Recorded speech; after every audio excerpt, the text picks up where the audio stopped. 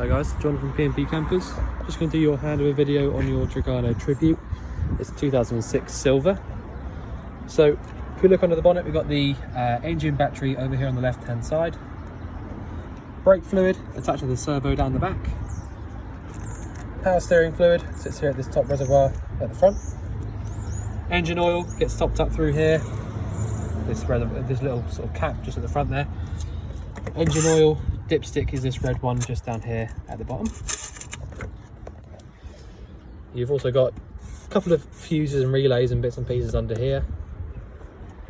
Engine coolant, this one just here you see there, just below the max line, and it's cold at the moment, so that's how we can check that properly. Air filter sits underneath here, and we've got your washer fluid just in this reservoir here. I will just drop this down because it's quite windy. Right, so on the near side, passenger side, with your diesel filling key just here, you will need your actual diesel key, your ignition key for doing that. Your step comes out with an electric switch just here. That comes in and out quite freely. Just behind the sliding door, got your toilet cassette locker. So it's not been cleaned out just yet, so don't worry about that. But quite a simple one. You've got a freshwater flush, so you don't have to worry about any sort of separate flush fluid or anything like that. To actually take the cassette out, lift up, and then pull the cassette out towards you. And when you got it all the way out, there'll be a little yellow switch just down the back there. You need to hold down when you empty it. The reason it won't come out at the moment means that it must be open inside the bathroom at the moment, so I will show you how that works. It's a good example anyway, really. Tow bar and all the electrics just down there attached to your little actual tow bar mountings at the back. At the very back of the van, I'll just show you this whilst we're here, is the gas locker. So you've probably got space for 2 of these 6 kilo propane bottles in here, or perhaps even 2 7 kilo butanes, but in my opinion propane is the better gas to use. Anyway, so turn the gas bottle on, anti-clockwise around to the left, turning it off clockwise around to the right. Obviously you don't need to worry about any of this stuff over here, but just make sure that you switch the bottle off before you start driving. I'll leave that on for the minute because I've got a few bits and pieces on inside the van, but I will just close this door up because, like I said, it is really windy today. So we carry on now. We've got the 2 fridge vents just down here on the off side. I've got the fridge lit up on gas at the moment, and I can tell that by putting my hand over the top of this vent just here, and there's lots of hot air coming out just through the top here. I can feel it quite easily coming through. Bottom fridge vent, you don't need to worry about that. There's not really much, that you can do with any of that. It's more so for if we, if there was a problem with it and we had to sort anything out, then that's where we would go for that. Hookup point, this one just down here, and your boiler. So this is the vent for your boiler. Again, I've got that lit up on gas as well, and I'm putting my hand over the top of the vent and I can feel warm air coming out, so that tells me that it's definitely working as it should. Freshwater inlet, this one just here, so that comes all the way out, and then you fill up through there, and pop that back on, and then you just need, I'll just show you, this key just here, just goes in there and turns whichever way to make it work. It comes out just like that. So that's that. I think that's about it for the outside, really. I will just jump in the cab and show you what we got in here. So a pretty good spec cab. You've got a few buttons up here, so you've got front and rear fog lights, which are these 2 here, hazard lights in the middle. All of your heater controllers are just here in the middle, so you've got speed, temperature, where the air goes, recirculate, drawing it in from outside, all of that sort of stuff's all there, ready for sort of, you making it exactly how you want it. Reverse is lift up and over to the top left, like that, and obviously it's a 5-speed manual gearbox. Singled in Sony head unit, it looks like quite a nice spec one. I'm not sure exactly what it's got on it, to be completely honest with you, but there you go, I'm sure you work that out. Lights and indicators are on this left-hand stalk just here, and your washers and wipers are on the right. You've also got electric adjusting mirrors, so you basically just choose which of the 4 mirrors you want to move. So obviously 1 and 2 on the right, 1 and 2 on the left, and then just use this like a joystick to actually get it to where you want it. Electric adjusting windows from the driver's door, and you've obviously got the one for the passenger door as well over there. Right, that's about it. That's about it for in the cab. Oh, I'll just show you the bonnet release is just here, and the steering column adjustment is just over to the right a little bit of that. Okay, so I'll just shut this door a little bit. I'll show you the control panel first off. It's probably the most logical way about going about it. Very, very top left here. Well, first off, I'll just tell you, that's flashing because you've got no water in the water tank. Reason for that, the reason why it flashes is because you've got a freshwater flush, basically. So if you don't have any water in the water tank, like this doesn't at the moment, then you won't be able to flush your toilet. So it is always handy to have at least a bit of water in the tank. So that's that. Right, if you had a hookup cable plugged into the van, this very, very top left-hand light would be on. It's probably a green light. If you started the engine, this light below it would come on, and it's probably a red light. So the one below there basically just tells you that the engine battery is charging the ledger, and so that your split charger is sort of working. That's what that little diagram is, a little split charger. The rest of it is all sort of levels. So if I click this one here that's flashing, it tells us that the fresh water, which is this one just here, is empty, and the wastewater is also empty. If I click the one to the right of it, it tells us that the engine battery is at full charge and the leisure is about 1/3 full. And to be completely honest with you, the leisure being 1/3 full isn't really a bad thing. It just means that there's nothing been charging it up recently. So if you took it off for a drive or plugged it in on hookup for a little while, that would go straight up to 3. Obviously, as part of the hab check, we need to make sure that it actually does work. So at the minute, as it stands, the battery's totally fine. It's just that we've not had it hooked up or anything for a little while, or a few days at the very least. So the other bits you've got the main on and off switch, which is also this one. So if you push and hold on this, it will turn off. If I just do that, or however long you need to press it for, I'm not sure, but that is also the on and off switch. When you've got this 12-volt control panel on, you can click this button here, light comes on, and that tells you that your water pump is now powered up. And you've also got this one here, which is your awning light, which I've just seen a minute ago. It does work. I'll switch it off because we're not obviously outside. And then the last one here is your just normal lights inside. So the light switch now is on, and you see there lights come alive. So yeah, I think nearly all of the lights around the van have got their own switches on them, just so you can really sort of go around and mix and match and do whatever you like. Right, so the first thing you want to do, if you want to come in and use the van properly and sort of get hot water and things like that, pop your pump switch on, and then just come over to your sink. There is a little bit of water in the van, but very, very, very, very small amount. So I'll just pull the tap on the hot side, wait for the pump to kick in. That's now. And now I can see the water coming through nice and clearly. And then I can turn that off. The pump should turn itself off. There you go. So that's a perfectly working motorhome sink and sort of pump system. So you pull the tap on the hot side, and if the water comes through nice and clearly like it just did there, that proves to you that your boiler is full of water. The reason that proves it to you is that the boiler takes the boiler comes first in the entire water system. So if you pull your hot water tap and no water came through at all, that means that your boiler is empty, or you've got no water in the tank.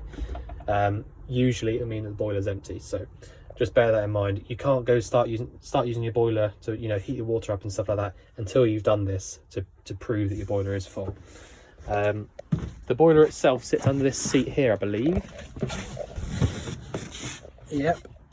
So your pump's just here as well, so that's your water pump. But this is your boiler. So the reason I want to show you that is you've got this little drain down here, the little yellow tab. So basically, if the temperature was going to get sort of like -degrees and you weren't going to be in the van for a little while and, you know, all that sort of stuff, then you want to drain the water out from that yellow tab. So literally lift it up, right, so that it's all going to drain out. 10 litres in the water tank, it tells you there. So it does take a little bit of draining if you are going to do that. But obviously bear in mind that when you do drain it out, you will have to fill it up again by doing what I just showed you up there. So sometimes when you go to do that, when you pull the hot water through on the tap, if nothing comes through at all, then you basically just need to wait for it to come through. As long as you've got enough water in the tank, then you'll be good to go to do that. The other one here is your freshwater drain. So if you wanted to drain out your fresh water, you can just do so by that little black sort of dial there. Just turn it so it's in line with the pipe, and that'll drain all the water out underneath the van. And whilst we're here as well, you can see just down the back there, you got a little trip switch down there. So if something dodgy was plugged in or something dodgy sort of came on the 240 volt side of things, it will trip from there. Right. So that's actually quite a handy little cupboard to have because it keeps it all in one place. Whilst I'm down here, I will also show you this. So it looks quite simple and quite small, but this is actually your heating system. So it's a diesel heater and it's a Webasto, and they use them in lorries and boats and, you know, all kinds of marine stuff. So they're really, really nice, reliable kits. So all you need to do is make sure you've got a little bit of diesel in your tank. If you don't, sometimes they've got a little bit of a fail-safe thing where they won't work. Obviously, reason for that being that you don't want to drain out your entire fuel tank, otherwise you won't be able to drive the van. So we'll just see if it comes on. I know it's quite low on fuel, so let's just see if it does come on. There you go, yeah. So that'll come on now. As long as you've got the green light on, basically, it's going to start working. I can hear already that the fans already started running, and then after a little while, you'll start getting air coming out through the vents that look like this, although I think this might be the inlet vent. Not entirely sure, but that is literally as simple as it gets. That is your heating. There's no other way of heating the van up. That is literally it. So it is all, you know, as well as having a little bit of water in your fresh tank, it is also handy to have some, you know, always have a bit of fuel in your fuel tank, because if you wanted to do either of those things, flush the toilet or use your heating, you know, you need to have at least a little bit of both. So just bear that in mind. But that is literally it. And turning it off, back to the 0. Pump, the fan runs on for a little bit just to keep it cool. Okay, so we've got a 4-burner hob up the top here. Ignition just here, works all 4 of those burners, and I don't even need to show you how they all work because it is as simple as obviously pushing them in and turning them. You've got a little diagram above each one of these telling you which one it does. So, you know, for example, top left, bottom left. The only other thing to sort of point out on these burners is that you've got something called a thermocouple at the back there, which is a little prong of metal. What that does is it recognises burning gas, and if the wind or somebody blew the flame out, then basically the thermocouple would stop the excess unburnt gas from pumping in the van. So basically you won't get gassed out. So that's that. They all have to be checked as part of the HAB check, so they are all good. Underneath that we've got your grill. So a little bit different to light the grill up. You've got a light just here, which comes on just all the time if you want it. But your ignition for the grill is this button just here. So you see the little white prong just there, the bit of metal coming out of it. That's your igniter. And if I press that, you can't see it every time on the video, but it's basically arcing down there. So same kind of thing again, but the only difference is you need to press this button in when you want to ignite it. So do it a few times, push and turn this button down here to the left, and then the grill will light up. The only thing to point out is that you need to make sure that it lights up all the way around. So you've got this side of the holes and the other side is exactly the same. So if it doesn't seem to light up on the other side as well, just give it a little blow in there and it should just sort of carry on round. Right, so that's the cooker and the grill. Next bit's probably the fridge, which is super simple. You've got a 3-way fridge. So at the moment I've got it lit up on gas. You can see that because it's pointing towards this gas symbol, and you've got a constant amber light. Also, if you want to double check it, like I said, you can go outside and put your hand over that top right hand side of the vent, and that'll prove to you that the gas is lit up. But Otherwise, it's as simple as, you know, just doing what I just showed you there. So literally just turn it to the gas symbol, and it will light up on its own. So if I just show you, I've just switched it off there. If I want to light it up on gas, I'll do this. And that's it. I mean, I think the igniter went about 3 times just then, so that's a really, really good working fridge. Obviously, bear in mind you have to have your gas on for that to work. But yeah, if you had a hookup cable plugged into the van, it might be easier just to use it on the hookup, which is the next one down. Obviously, that won't do anything whatsoever at the moment because there's no cable plugged into the van. And the other way to use it is if your engine's running, you can go down to the bottom one, which says 12 volt. And there's basically 2 different elements inside the back of the fridge. One 240 volt element and one 12 volt. The 12 volt, like I said, only works when the engine's running. But the thing is with these fridges, and all of the motorhome fridges, they're all the same. If you want to use this fridge properly, you need to get it cold first, either via the gas or the 240, and then just literally use the 12 volt for when your engine's running only. So when you get to where you're going, switch it back to one of these other 2. So yeah. Reason being that the 12 volt element in the back of the fridge isn't powerful enough to get it cold on its own. So you need to make sure that you get it cold first, either via one of the top 2. That's the same on all the fridges, by the way. It's not just this one, they're all the same. Right, I'll show you how to heat the water up. So you got this little hidden switch behind the curtain. So it does quite simply just say boiler on it. Sometimes they say Truma and, you know, Truma combi and things like that, but this is just a simple boiler. Because you don't need heating, you've already got heating down there on the Webasto system. It is simply just literally a boiler. So where it is at the moment, you see there's a little rocker switch and it's pointing upwards towards the 50 symbol. That basically means that the gas is currently lit up, the boiler, and the water that's inside it is heating up to 50 degrees. And when it gets to 50 degrees, it will switch itself off. Or likewise, if you want to turn it off and go to 70 degrees, it will also switch itself off when it gets to 70.